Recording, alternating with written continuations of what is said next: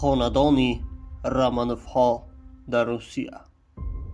این خاندان در روسیه طی 300 سال حکومت کردند.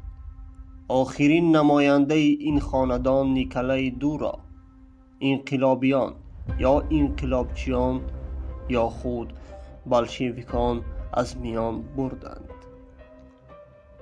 اساسگزار این خاندان میخائیل رامانوف می باشد.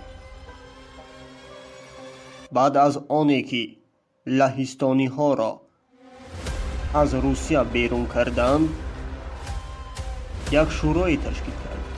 در این شورا باید رهبر روسیه انتخاب میشد از یک خاندان نو، نه از گذشته. این شخص میخائیل رامانوف بود. بعدها او توانست روسیه را متحد کند. برای اشرافان روس راهبری در کار بود ضعیف اراده باشد، آرام باشد تا به کارهای آنها خلل نرساند. بعد از میخائیل رامانوف پسرش الکسی به سر قدرت می آید. او می خواهد سرزمین های در قسم غربی از دست رفته را به دست بگیرد. به مثال کیف، اوکراین از دست لهستانی ها. سال 1667 طی یک معاهده اوکراین امروزه بین لهستان و روسیه تقسیم می شود.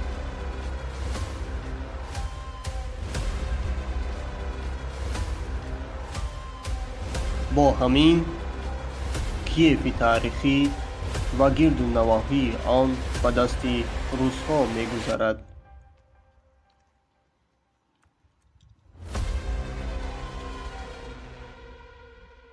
الکسی سال 1676 از عالم چشم می پوشد. بعد از او پسر 14 سالش فئودور به سر قدرت می آید.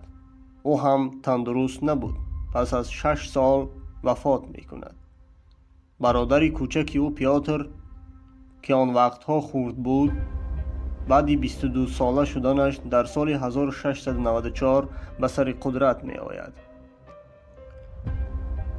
پیاتر توانست روسیه قفامانده را که اروپای غربی از آن پیش رفته بود پیش کشد.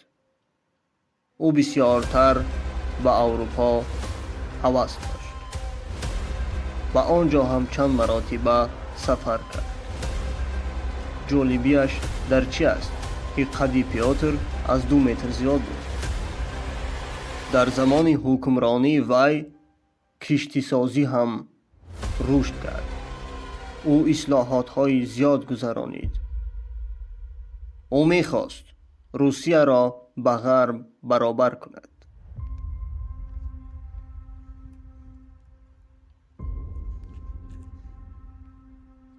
او سال 1703 تصمیم گرفت تا یک شهر بزرگی بسازد.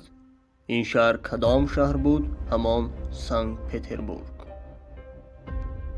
پیاتر در زمان حکمرانی خود خیلی نوآوری ها کرد. پس از مرگ آن 40 سال روسیه یگان شاهی خوب را ندید. آن شاهان نتوانستند روسیه را پیشرفته کنند. سال 1762 پیاتر دو به قتل رسانیده شد.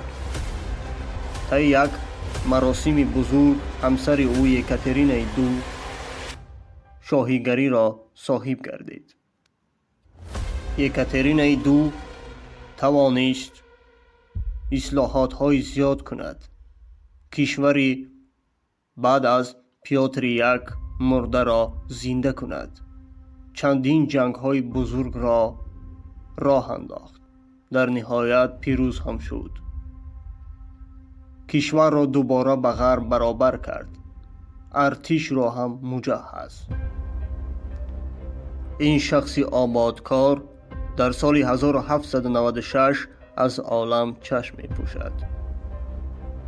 طی 60 سال آینده شاهانی که به سر قدرت آمدند همان سنت‌های قدیمی خود را ستایش میکردند. اگر درباره یک نماینده دیگر این خاندان الکساندر یک گوییم، او به مردم فکر نمیکرد، بیشتر به سیاست‌های خارجه یا سیاست‌های بیرون نظر داشت. در زمان حکمرانی وی ناپلیون به روسیه هجوم کرد اما شکست خورد. سال 1825 برای جانشینی نزاع‌ها به وجود آمد.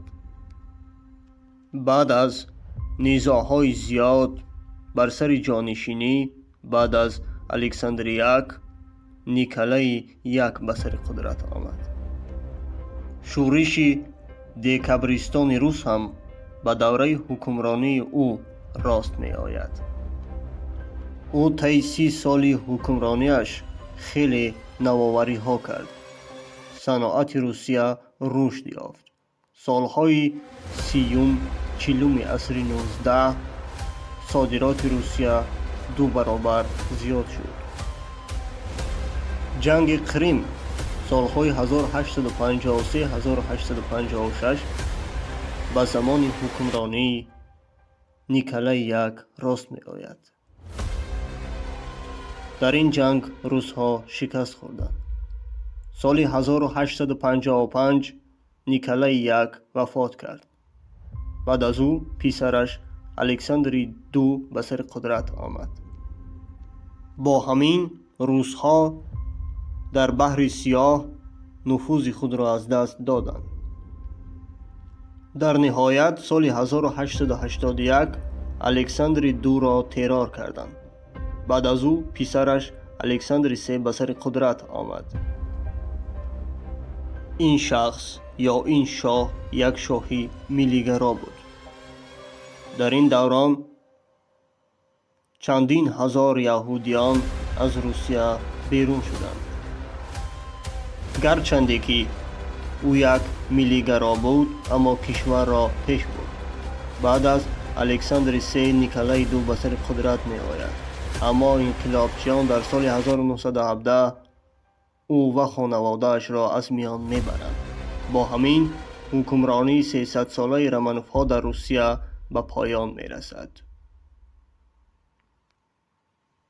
کشور باشد به دست کمونیستان می افتد و روسیه کشوری کمونیستی سوسیالیستی می شود.